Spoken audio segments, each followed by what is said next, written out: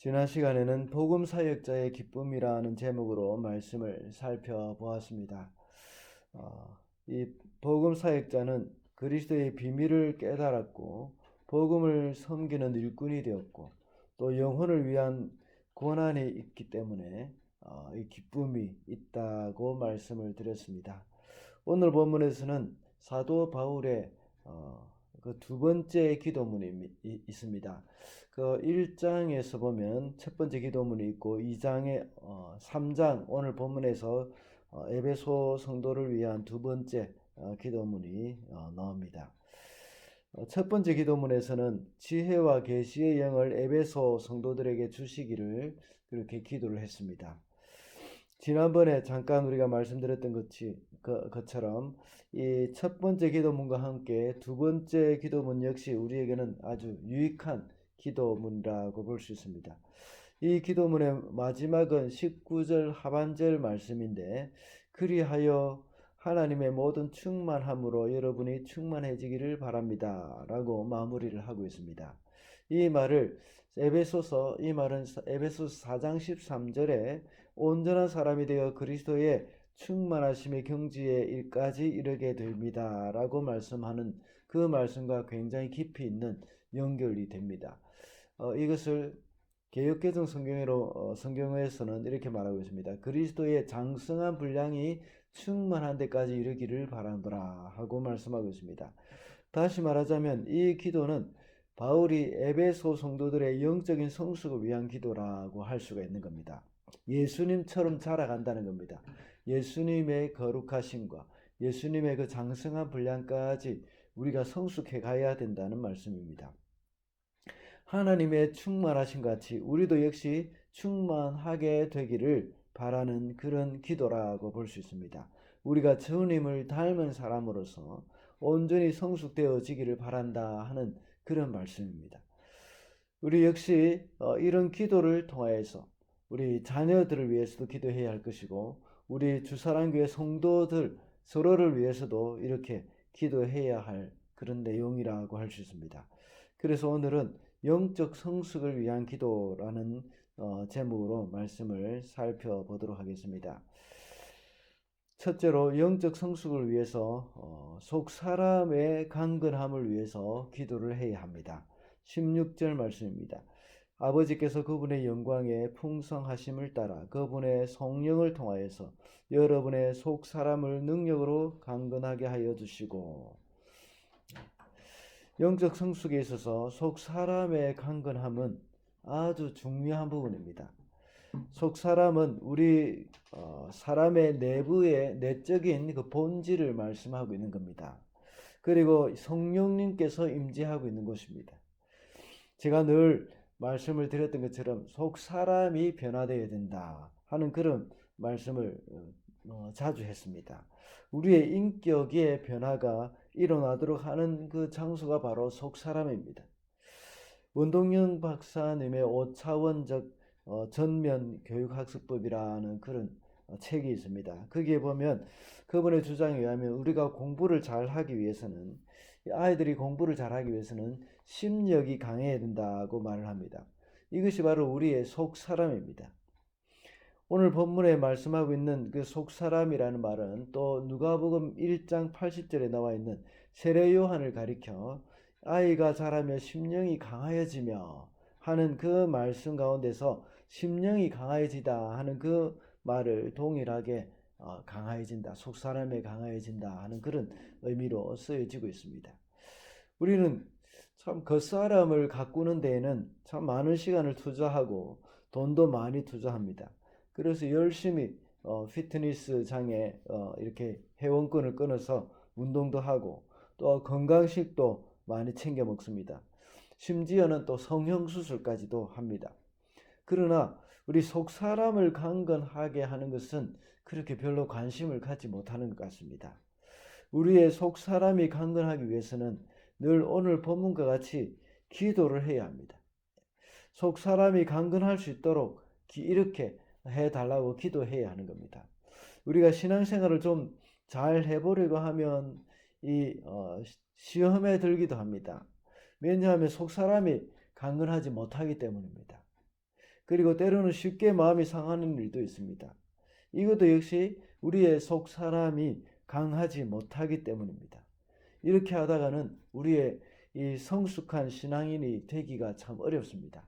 그래서 우리 속에 심령이 강해질 수 있도록 하기 위해서는, 속 사람의 강건을 위해서는 성령으로, 오늘 본문에서는 성령으로 너희 속 사람이 강건하여지기를 바란다고 말씀하고 있는데, 우리가 하나님 앞에 기도함으로 성령께서 우리 속 사람 가운데 들어오셔서 이 충만하게 역사하실 수 있도록 그렇게 해야 한다는 것입니다. 그러므로 우리 영적 성숙이 일어나도록 하기 위해서는 이 속 사람이 강건할 수 있도록 하나님 앞에 기도해야 한다는 겁니다. 둘째로 영적 성숙을 위해서 그리스도를 마음에 모시도록 기도해야 합니다. 17절 상반절을 읽어보겠습니다. 믿음으로 말미암아 그리스도를 여러분의 마음속에 머물러 계시게 하여 주시기를 빕니다. 여기서 말하는 계시게 한다는 그 말은 일시적으로 거한다는 그런 의미가 아닙니다. 이 말은 한 장소에 정착해서 계속 거주한다는 의미입니다. 하나님께서 임재의 장소인 성전에 계신다는 그런 의미라고 볼 수 있습니다.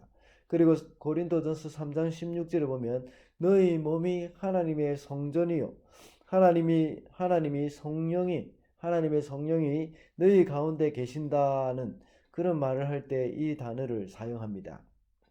그래서 이 말은 우리가 회심할 때에 주님을 영접한다고 하는 그 영접하는 순간에 그 초점이 있지 않고 그 후에 계속해서 그리스도가 우리 가운데 임재하고 계신다는 그 말씀을 여기서 하고 있는 것입니다.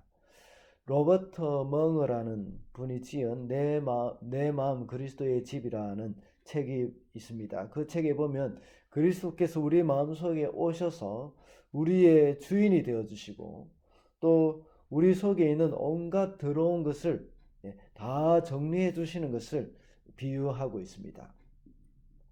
우리 속에 주님이 계속 거주하시면서 주님이 나와 함께 계신다는 사실을 인식할 때에 우리는 죄를 짓지 못합니다. 우리 잘 아는 것처럼 교통순경이 이 앞에 있는데 우리가 운전을 하면서 과속을 하지 않습니다. 그리고 또 교통순경이 앞에 있는데 우리가 신호위반을 하지 않고 더 잘 지키기 위해서 딱 애를 씁니다. 하물며 우리 속에 주님이 계신데, 성령님이 계시는데 우리가 함부로 죄를 짓지 못한다는 것이죠. 우리 속에 온갖 미운 마음을 품기가 어렵다는 겁니다. 그리고 말도 함부로 할 수 없을 것입니다. 거룩한 말, 또 덕이 되는 말, 이런 말들을 하게 되는 겁니다. 그러므로 우리가 이 성숙하기 위해서는 이렇게 주님이 우리 속에 계시도록 해야 한다는 겁니다. 마지막으로 영적 성숙을 위해서 그리스도의 사랑을 알도록 기도해야 합니다. 18절과 19절 상반절을 보면 모든 성도는 함께 여러분이 그리스도의 사랑의 너비와 길이와 높이와 깊이가 어떠한지를 깨달을 수 있게 되고 지식을 초월하는 그리스도의 사랑을 알게 되기를 빕니다. 오늘 본문에서 그리스도의 사랑의 너비와 길이와 높이와 깊이 어떠한지를 이렇게 말씀하고 있습니다. 이 말의 의미는 그리스도의 이 사랑이 우리가 측량할 수 없을 만큼 크다는 말씀입니다. 그리고 19절에도 반복해서 말씀하고 있습니다. 우리의 지식을 초월하는 그 그리스도의 사랑이라고 다시 강조를 하고 있습니다. 그리스도의 측량할 수 없는 사랑, 이것을 알아야 한다는 말씀을 하고 있습니다. 이것을 우리의 지식으로는 알 수 없고 이해할 수도 없습니다. 그렇기 때문에 이것은 설명해서 알 수 있다기보다는 직접 경험해서 알아야 한다는 일입니다. 우리는 부모가 우리를 얼마나 사랑하는지 그것을 알고 있는 사람들은 이 철이 들었다고 합니다. 그래서 철이 들어서 그 부모의 사랑에 보답을 하고자 노력을 합니다. 우리가 모든 지식을 초월하는 하나님의 그 신적인 사랑, 이것을 경험한 사람은 결코 그 사랑을 헛되이 하지 않습니다. 그 사랑을 받은 사람으로서 합당하게 살아갑니다. 그래서 신앙에 철이 들었다고 할 때에 하나님의 그 사랑을 알게 되는 사람이라고 할 수 있습니다. 하나님의 사랑에 감격하여서 이 새로운 삶을 살아가게 되는 것입니다. 이것도 역시 성령께서 우리 속에 계셔서 깨닫게 해 주시도록 기도를 해야 합니다.